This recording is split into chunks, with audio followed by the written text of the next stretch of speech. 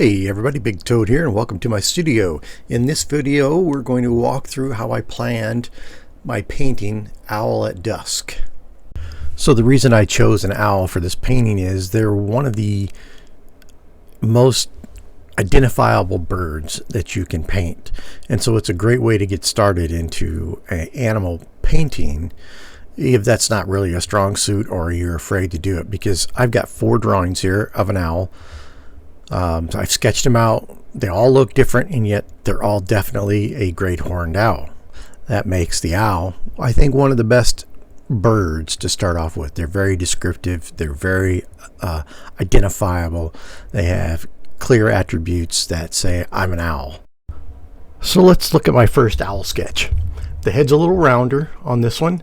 I decided to go with more natural round, but as I started drawing it, I began to realize I liked a flatter, more distinct shapes. You can see that coming out in the wings some.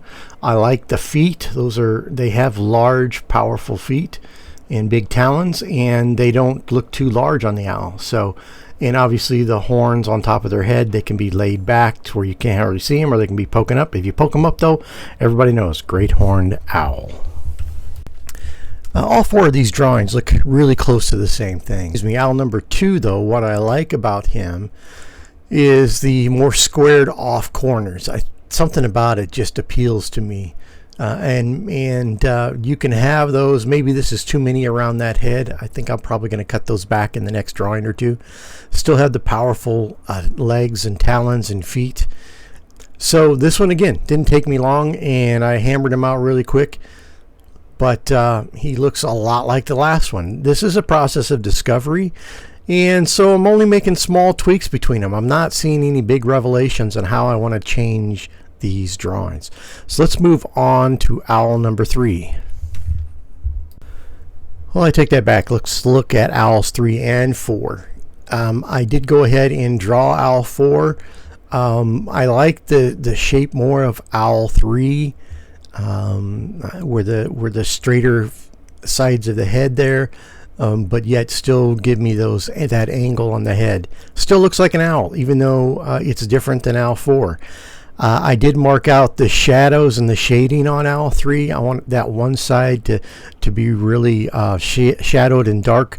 The late evening sun will be coming in and striking this owl on the chest from the left. I made sure I drew the shadows in there. I didn't know if I would discover anything specific other than what I've already said. I didn't decide. I decided I liked the pose. I decided it looked natural. It's all about the eyes and how I can do those. So you'll notice the eyes are different. I kind of like the eyes better in pose 4, so I'll probably pull that kind of look in. The eyes of an owl can be very telling, and you can get some really great expression off of them. You can get curiosity, you can get anger, you can get frustration, you can get just a boredom look off of them. So they're very expressive creature, and where they have their ears can mean different things as well. So I think it's a great one to start with. If you've never done an animal, or if you've tried and you feel like you failed, try the owl, and you can paint along with me or do a simpler one. I'm going to do one kind of in the night sky, which makes it maybe a little harder than one that's in the bright sunlight.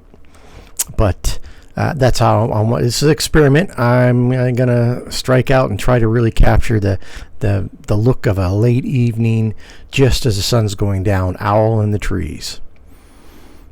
All right, well, in my next video I'm actually going to be painting this owl at dusk, so join me there. Unless you're extremely familiar with the animal, it's always good to do some sketches up front, even if you know what the pose is going to be, just to make sure you can bring it to life. All right, with that said, thanks for coming by my studio. This is the Big Toad, and I am out.